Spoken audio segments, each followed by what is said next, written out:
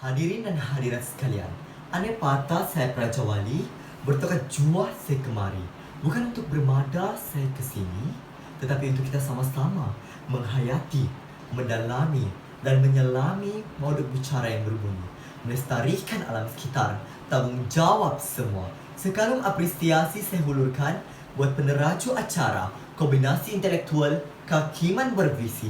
Seterusnya hadirin hadirat yang dikasihi, dekat di hati. Assalamualaikum warahmatullahi wabarakatuh. Dan salam satu Malaysia buat anda yang sudi melapangkan masa.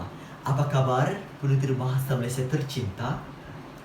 Warga Dewan yang dikasihi sekalian, sebelum mulut membuka kata, sebelum lidah mengatur bicara, izinkan saya mewartakan dengan lebih jelas pendefinisian melestarikan alam sekitar, tanggungjawab semua sebagai mengekalkan ketulinan alam, amanah kita semua.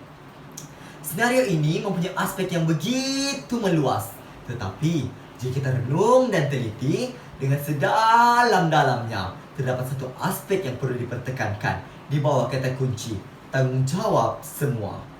Sebenarnya, alam sekitar bagaikan isi dan kuku hubungannya dengan manusia. Kerana apa? Kerana manusia dan alam sekitar memerlukan antara satu sama lain. Justru itu, alam sekitar perlu dilestarikan agar seluruh organisma di bumi ini dapat hidup dengan selesa dan harmoni.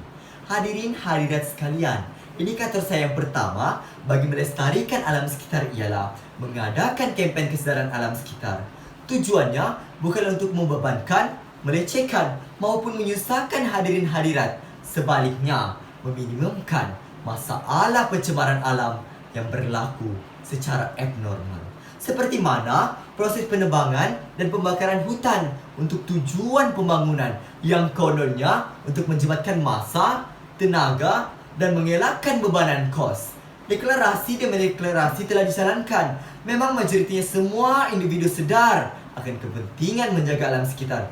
Namun, segalanya hanya rayuan manis di bibir, senyuman sinis yang dilemparkan. Kita sebenarnya tidak sedar bahawa bumi ini bukanlah milik kita. Sebaliknya, kita hanya meminjam dari generasi yang akan datang. Tuntasnya, kempen kesedaran wajar dilaksanakan agar masyarakat sedar akan tindak tanduk mereka dan segera melestarikan alam sekitar. Warga Dewan yang bijak bestari. Indikator saya yang kedua ialah ibu bapa perlu memainkan peranan dalam mengatasi masalah pencemaran alam sekitar. Hal ini kerana ibu bapa merupakan orang yang mempunyai masa sengah yang paling panjang bersama anak-anak. Terdapat segelintir remaja maupun anak-anak yang masih lagi acuh tak acuh, endah tak endah dalam aspek kebersihan. Saya bawakan contoh yang mudah, pembuangan puntung rokok dan kertas pembalut gula-gula di merata-rata tempat. Acap kali kita lihat di tempat-tempat seperti perhentian bas dan juga tandas awam dicemari oleh benda-benda kecil ini. Sebenarnya, setiap individu daripada kita mempunyai peranan dalam usaha melestarikan alam sekitar. Walaupun ianya remeh, namun jangan disebabkan remeh kelak membinasakan masyarakat sekaligus merobek keindahan alam. Tegasnya, ibu bapa perlu memberikan contoh dan teladan yang baik kepada anak-anak, di samping menasihati mereka supaya mencintai kebersihan alam sekitar. Bak kata pepatah, melentur buluh, biarlah dari rembungnya. Warga Dewan sekalian, indikator saya yang ketiga ialah pihak berkuasa perlu mengambil tindakan tegas dengan menguatkuasakan undang-undang alam sekitar di negara kita, sekaligus menaikkan denda yang setimpal dengan kesalahan yang dilakukan, seperti mana yang termaktub dalam Seksyen 29 Akta Kualiti Alam 1974 yang menyatakan bahawa sesiapa yang melakukan kerosakan alam boleh didenda RM500,000 Malaysia ataupun dipenjara tidak melebihi 5 tahun ataupun kedua-duanya sekali. Hal ini kerana segelintir individu masih lagi tidak bertanggungjawab dengan melakukan perbuatan yang mencabul keindahan alam. Sedangkan kita dituntut untuk menjaga kebersihan dan mencintai alam sekitar. Begitu juga Mahatma Gandhi, pemimpin India tersohor, ada mengatakan bahawa bumi pada hari ini hanya mencukupi bagi orang biasa, tetapi tidak kepada orang yang tamak haloba, yang membawa maksud mereka yang mencemarkan alam sekitar demi mendapatkan keuntungan tidak berhak ke atas bumi ini. Kata-kata ini cukup membuatkan saya terpanggil untuk mengajak saudara-saudari memikirkan kepentingan manusia melestarikan alam sekitar. Rasionalnya, jika amalan ini tidak dipraktikkan, maka sukarlah untuk kita merealisasikan cabaran keempat dengan transformasi nasional 2050. Sidang Dewan sekalian, indikator saya yang keempat menekankan pihak media massa sebagai salah satu medium efektif dalam melestarikan alam sekitar.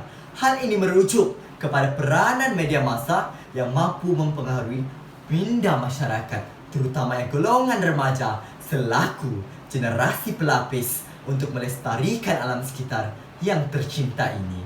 Pelbagai informasi tentang alam sekitar dapat diperolehi melalui media ini, sama ada melalui iklan, berita, wawancara maupun dokumentari.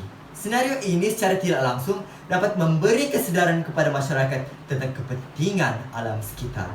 Apakah kesan-kesan kemusnahan alam sekitar? Serta yang paling utama, bagaimanakah cara-cara untuk kita menjaganya? Enak lauk dikunyah-kunyah, enak kata diulang-ulang. Sekiranya iklan tentang kepentingan melestarikan alam sekitar ini sering diulangi, acap kali didengar, sudah pasti setiap individu dalam masyarakat merasakan tanggungjawab yang harus dipikul dalam mengekalkan keindahan alam sekitar. Tegasnya, pihak media massa perlu berganding bahu kerana mereka merupakan salah satu pihak yang penting dalam memberi pendekatan kepada masyarakat dengan lebih efektif. Warga Dewan sekalian, harus dikejut mana yang lena, harus ditegur mana yang alpa. Sebelum manusia ditimpa bencana, sebelum alam mulai berbicara. Oleh itu, bukalah mata seluas-luasnya dan sama-sama kita memulakan anjakan paradigma dengan menanam semangat cintakan alam sekitar. Ingatlah, alam cemerlang, hidup gemilang. Jadi, anda bayangkan, andainya alam boleh berbicara, mungkin inilah luahan perasaan sebatang pohon meranti ataupun seekor semut merah. Konklusinya, manusia mengancam, manusia yang terancam. Persoalannya, demi mengejar sesuatu kemajuan, haruskah alam menjadi taruhan? Fikir-fikirkanlah agar masalah yang tidak akan berleluasa sehingga mengakibatkan ledakan tsunami di Jepun, gunung berapi memuntahkan lavanya, dan taufan Katrina serta Wilma Amerika. Tepuk dada, tanyalah minda. Tepuk dahi, fikirlah sendiri. Melestarikan alam sekitar, tanggung jawab semua. Sekian, terima kasih.